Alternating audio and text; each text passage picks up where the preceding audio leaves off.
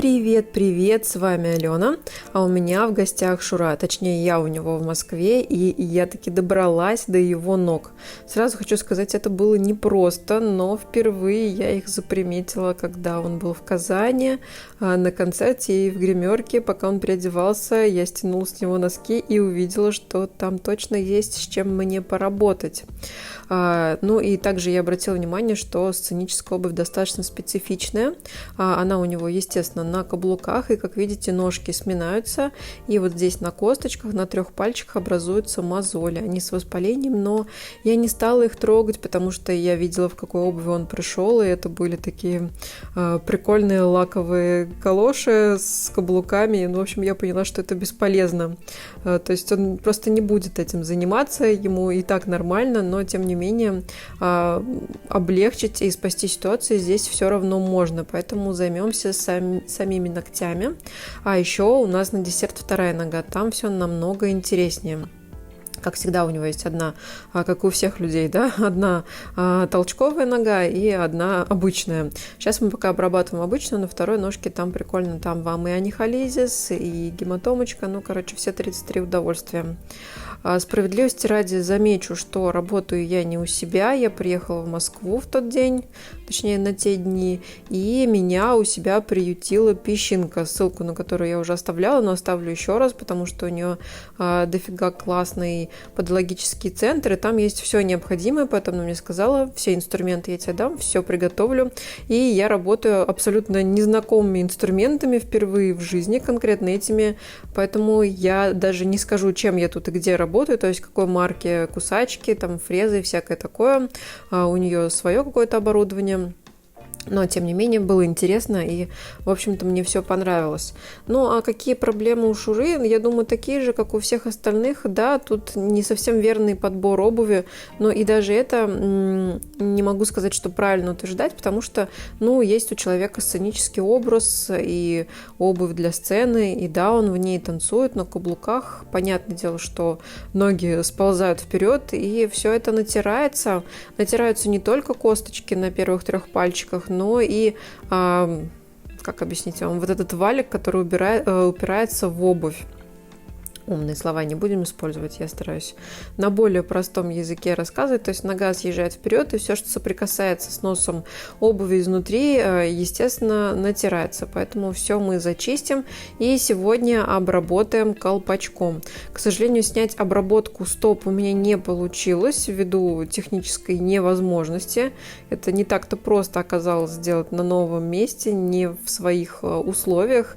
Но вообще снимать контент не у себя такое себе, конечно, удовольствие. Вот сейчас я обрабатываю зону кутикулы, вокруг ногтей все валики обрабатываю с помощью педикюрной капли.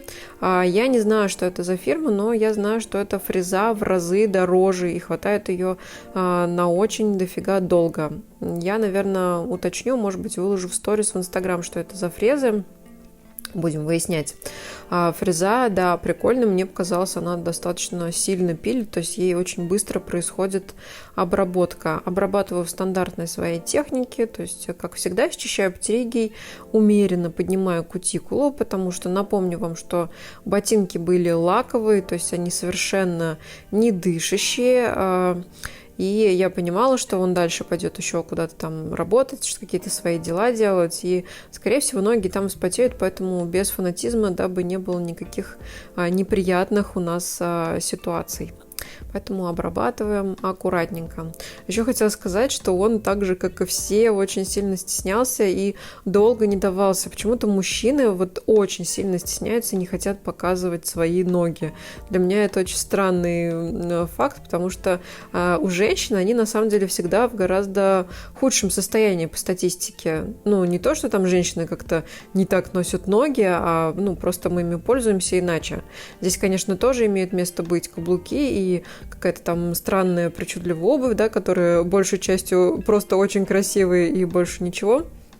Но, тем не менее, он на самом деле очень стеснительный человек, достаточно скромный, хотя так может не показаться ввиду эпатажного образа, но он прям вообще переживал, что там что-то про него такое скажут. Хочу сказать, что ногти как ногти растут из пальцев, те из ног, то есть все нормально, все по плану, как и должно быть. Также у него местами на ногтях черные пятнышки, может быть, вы видели, это покрасились ногти от той самой сценической обуви, потому что она далеко не лухаря какая-нибудь, да, там такая не люксовая обувь, не итальянские сапожки, знаете ли, а там, делают там костюмеры что-то, это шьют, короче, про правильный подъем, там, объем, короче, там вообще никто об этом не думает. Здесь я ему объясняю, почему у него вот тут появляются мозоли, он все понял, и, в общем, мы переходим ко второй ножке. Тут все чуть-чуть обстоит похуже, но, тем не менее, не так уж прям критично. Можно совершенно спокойно работать. А по поводу спрея, которым я брызгала, песчинка также работает на Пронтоман спрее на педикюре. Это такой спрей, который и как антисептик, и как мягкий кератолик одновременно работает, и его не нужно нейтрализовать. То есть побрызгала, и сразу можно работать. Также отодвигаем кутикулу. У меня с собой не было ни пушеров, ничего такого, поэтому работаем просто апельсинкой. Это тоже вариант. Здесь кутикула поддается, все нормально. Первым делом снимаем длину свободного края, потому что на ногах что? Правильно, не должно быть никакой длины, иначе она в обуви будет также упираться, и ноготь может начать деформироваться.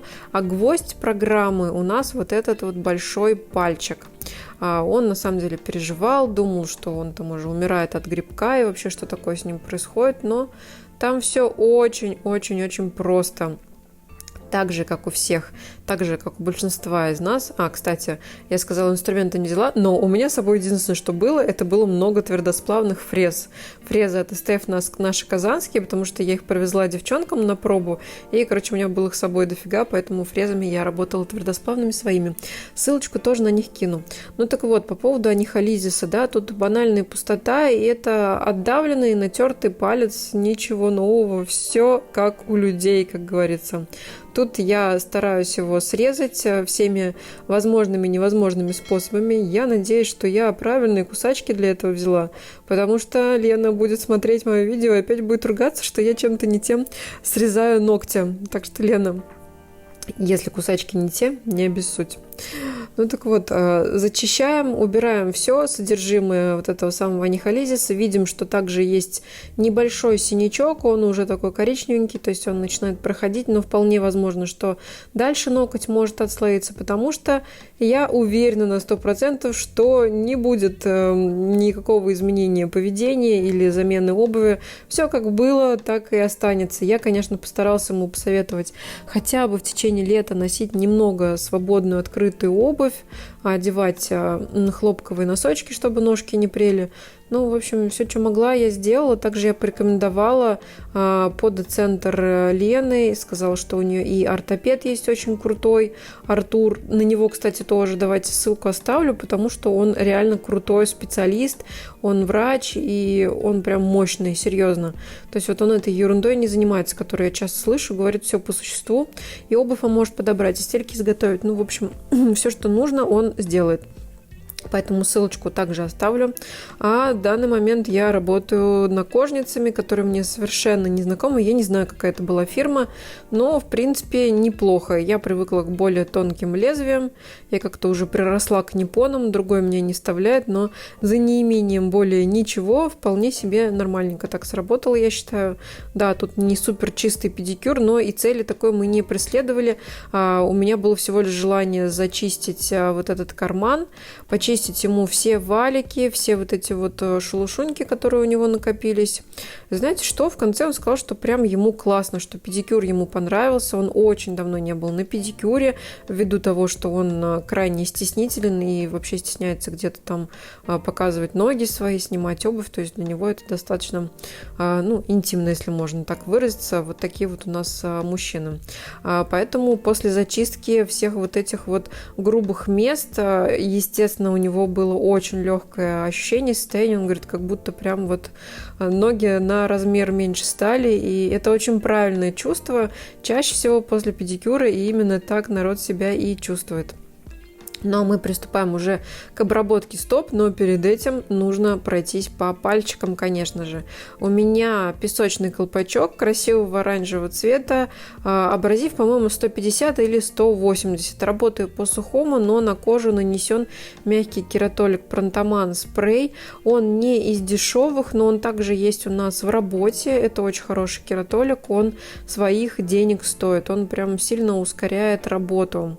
Но я и пользуюсь другими кератоликами, то есть у нас есть те, которые нужно нейтрализовать, разные очень кератолики. Скоро, наверное, в Инстаграм выложу еще один новый кератолик, взяла на пробу от Гратол. Так что ищите, смотрите и ждите. Также колпачком можно обработать все, что пожелаете, все вокруг, обороты небольшие. Смотрите, как классно отлетает лишняя сухая кожа. Конечно, в конце я еще и шлифанула, но это уже в видео у меня не поместилось. Вот наши готовые пальчики, довольные, счастливые Шура. Я считаю, что так гораздо лучше. Вот наша вторая ножка, и консультация по обуви, конечно же, дана.